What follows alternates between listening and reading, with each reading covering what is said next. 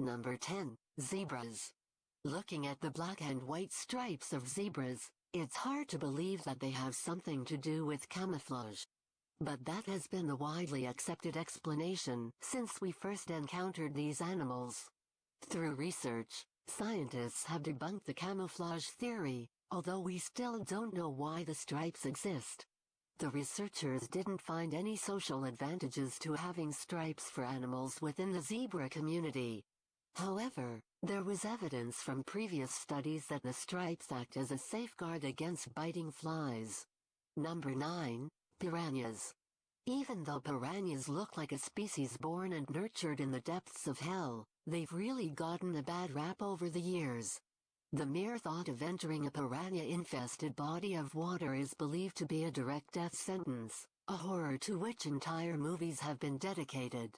There are no known instances of a piranha swarm intentionally attacking or killing a human being.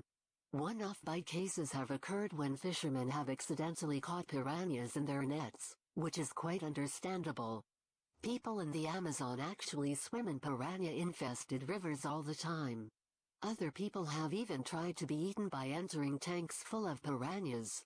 They came out with nothing but a few nibbles, which is certainly not the stripped-down-to-the-bone aftermath that we have come to expect from piranha attacks. Number 8. Komodo dragons. If we had to pick the scariest reptile based on statistics and objective analysis, crocodiles would probably take the prize. But if we go by sheer gut and perceived horror factor, nothing even comes close to the Komodo dragon. While scary enough on the basis of their looks, Komodo dragons also kill in a distinctly horrifying way. They bite their prey, transmit the deadly bacteria from their mouths, and just let the infection do its job. Or do they? Komodo dragons don't actually have an army of dangerous bacteria to do their killing for them. Instead, they kill using the traditional method of injecting their prey with venom. Their venom glands were discovered by a researcher from the University of Queensland in 2009. Number 7. Penguins. Due to our lack of any real-world interaction with penguins, we see them as adorable creatures that live an equally adorable life in some of the harshest conditions on the planet. Even the way they walk is kind of cute and human-like. To think that they are actually horrible creatures that engage in some of the most depraved acts in the animal kingdom is outright blasphemy to most of us. Sadly, we have grossly misunderstood these creatures for a long time. Male Adelie penguins in Antarctica regularly engage in necrophilia and rape. It was first documented by a British scientist studying their behavior in Antarctica on a 1910-1913 expedition. When he later wrote a paper about these animals, the section on the penguins' sexual behavior was found by others to be too perverted to publish. There seems to be no crime too low for these penguins, he wrote in the banned 4-page pamphlet circulated among a handful of biologists at the time. This type of behavior isn't restricted to male penguins. Female emperor penguins have been found to kidnap other penguins' chicks to make up for their own lack of fertility. If opposed, they resort to outright violent means. It doesn't even have to involve other penguins. On some occasions, the female emperor penguins have kidnapped chicks from completely unrelated bird species and tried to raise them as their own. Number 6. Pigs.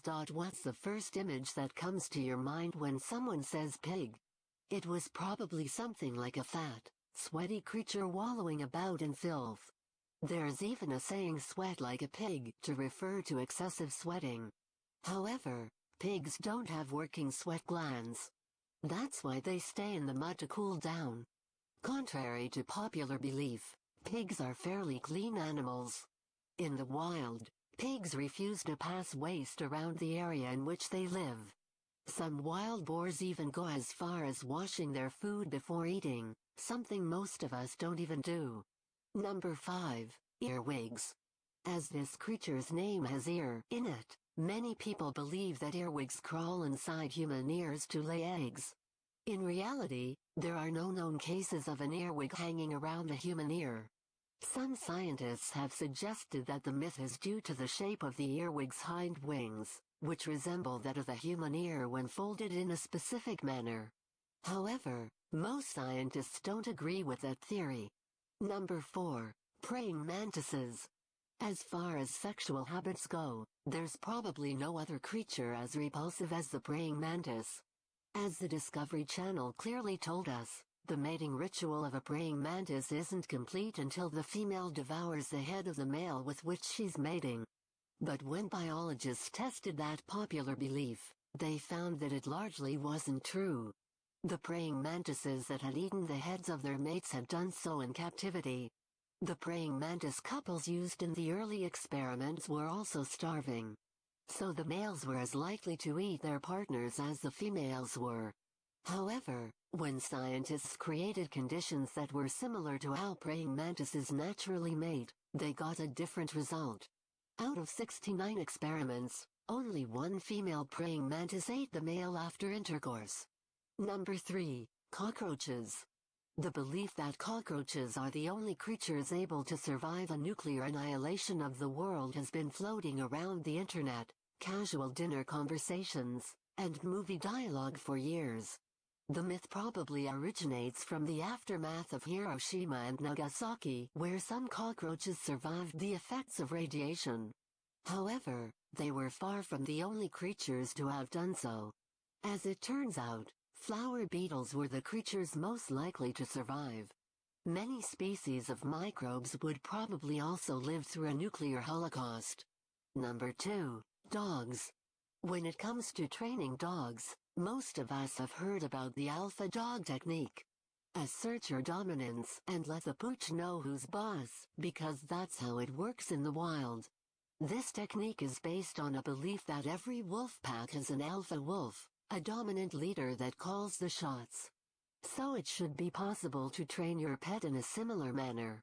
Wolf packs don't have a dictatorial male leader because their social structure works more like a biological family than like North Korea.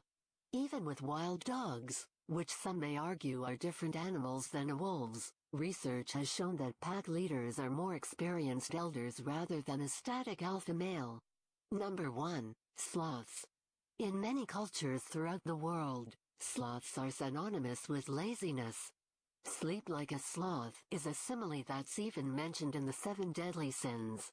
This belief was confirmed when researchers found that these animals sleep about 16 hours per day. However, the study was done on captive animals rather than those in the wild. When another research team studied 3-toed sloths in their natural environment, they discovered that sloths actually slept for 9.5 hours a day. The reason for the discrepancy was obvious. Captive animals don't have the everyday struggle to survive that wild animals do. Sloths are still excruciatingly slow when moving from one place to another, but speed has nothing to do with laziness. Many other animals are even slower than sloths, and no one associates laziness with them.